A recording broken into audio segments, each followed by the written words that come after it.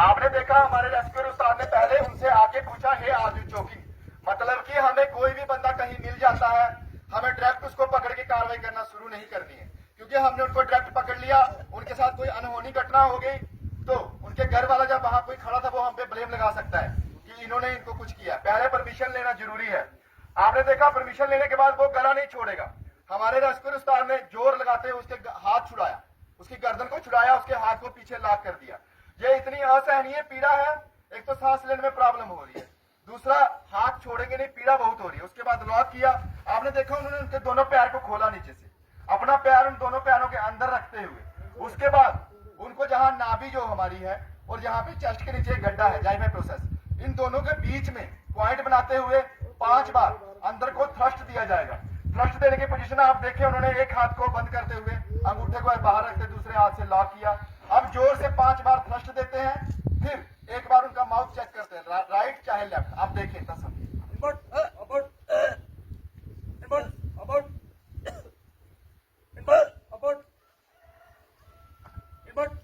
आपने देखा एक बार वो अंदर को एक बार ऊपर को, यानी कि इनवर्ड अंदर अपवर्ड ऊपर को।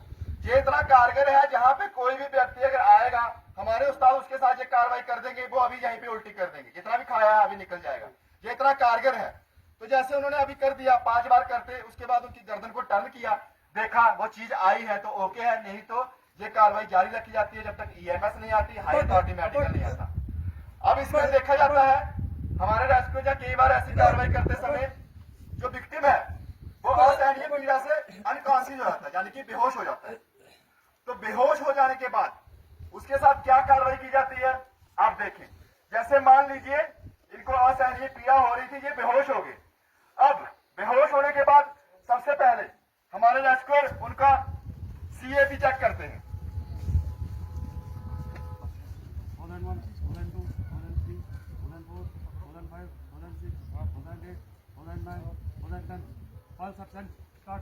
अभी आपने उन्होंने उच्चारण किया, सबसे पहले उन्होंने जहां पे चेक किया, आप अपनी नेक के दोनों साइड जहां पे 2 उंगली लगाएंगे, आपको जहां अपनी पल्स मिलेगी दोनों साइड, इसको बोला जाता है कैरोटिड पल्स। दोनों साइड आप चेक कर सकते हैं। अगर ये पल्स हमारी नहीं चल रही है, बंद हो गई है, तो हमें सीपीआर अप्लाई करना है। सीपीआर यानी कार्डियो अरेस्ट, हार्ट अटैक जो आ जाता है जिसको हम बोलते हैं हार्ट अटैक। हार्ट अटैक अगर आ जाता है हमें ये पल्स चेक करनी पड़ती है। अगर ये ब्लिंक कर रही है तो CPR not apply. If pulse ये बंद हो गई है तो सीपीआर हमें अप्लाई करना है। अब सीपीआर जो है ये चीज क्या है, सीपीआर क्या है कि पहले हमने सुना होगा कोई मोटा व्यक्ति है, कोई खान पीन ऐसा करता होता था, उसको कार्डियो अरेस्ट यानी कि हार्ट अटैक आता था। आजकल इसकी कोई लिमिट नहीं है, बच्चे को भी आ जा रहा है, कहां किसको आ जा रहा है कोई पता नहीं है। तो इस स्थिति से हम कैसे बाहर आ सकते हैं, सीपीआर का एक्चुअल वे क्या है, कैसे दिया जाता है, हार्ट को लोकेट कैसे किया जाएगा। आपने देखा अभी उन्होंने उनकी पल्स को चेक किया, पल्स एब्सेंट पाया। अब जिसको सीपीआर देना है उसके लिए जो हमारे पास गोल्डन पीरियड है, जिसको गोल्डन टाइम मेडिकल लैंग्वेज बोला जाता है, 6 से 8 मिनट का है साहिबान। जिसको हार्ट अटैक आ गया है, अगर हमने उसको 6 से 8 मिनट के अंदर सीपीआर की कार्रवाई देगी तो उसका जो हार्ट जो दिल उसका मर चुका है, हम उसको जीवित कर सकते हैं। 6 से 8 मिनट के बाद भी कार्रवाई कर सकते हैं, लेकिन उसमें चांस बहुत कम है। सबसे पहले जिसके साथ ये घटना घटी है उसको किसी हार्ड प्लेस पे लिटाना है जहां नीचे जगह सख्त हो। अगर जेंट्स है उसके जो क्लॉथ है उसको रिमूव करना है, चेस्ट को एक्सपोज करना है, उसने गले में कुछ डाला है उसको रिमूव करना है, जैसे चेन कोई डाला हुआ है उसको रिमूव कर दिया। उसके बाद उसके हार्ट की लोकेशन का पता करना है। हार्ट की लोकेशन का पता कैसे करेंगे, नीचे वाली दोनों साइड की जो रिब्स है इनको मिलाते हुए, हमारे उस्ताद जैसे आपको दिखा रहे हैं, यहाँ पे एक गड्ढा रहता है चेस्ट के नीचे, आप अपना देख सकते हैं। एक उंगली वहां उन्होंने पॉइंट किया, उसके बाद देखिए नीचे से दोनों रिब्स को उन्होंने मिलाया, उसके बाद एक उंगली वहां उन्होंने पॉइंट किया, दूसरे हैंड की 2 फिंगर उसके साथ रख दी। अब जो मास्टर हैंड है उसको 2 फिंगर के साथ रख दिया कि हमारा हार्ट का एक्यूरेट लोकेशन आ गया, जहां पे हमारा दिल है। दूसरे हाथ को उन्होंने लॉक किया, उसके ऊपर पूरा वेट माउंट किया। अब 30 टाइम इसको जोर से प्रेस किया जाएगा। इसको इतना प्रेस करना है जो हमारा हार्ट है वो हमारा रिब्स के जिसको हम पसली बोलते हैं उसके नीचे है। हार्ट को प्रेस करने के लिए 5 से 6 सेंटीमीटर हमको पसली को प्रेस करना प्रेस होगा, हार्ट प्रेस होगा तो हमारा सर्कुलेशन ब्लड का रुका हुआ है, तब जाके वो संचालित होगा और सीएनएस तक जाएगा।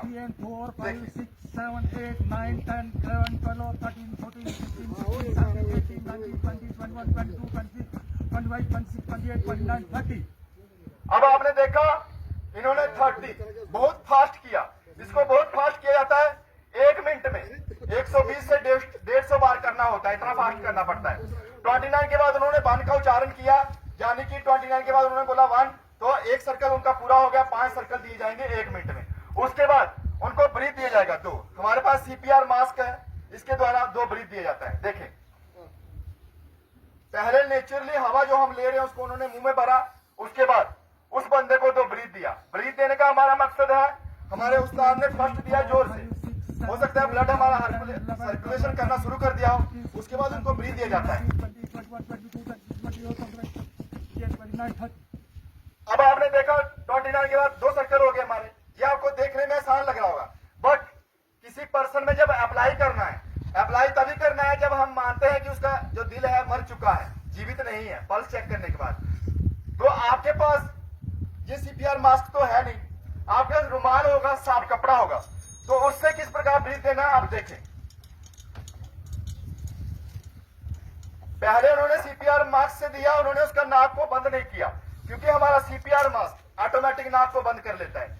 आपके पास ये चीज उपलब्ध नहीं होगी, आप कपड़े से जब देंगे तो आप उसका नाक बंद करेंगे, क्योंकि हम जो उसको 2 ब्रीथ दे रहे हैं नेचुरली उसके नाक से बाहर आ जाता है, इसलिए नाक को बंद करना है। बट अभी आपको सोच रहे होंगे कि हम ये मास्क यूज कर क्यों रहे हैं।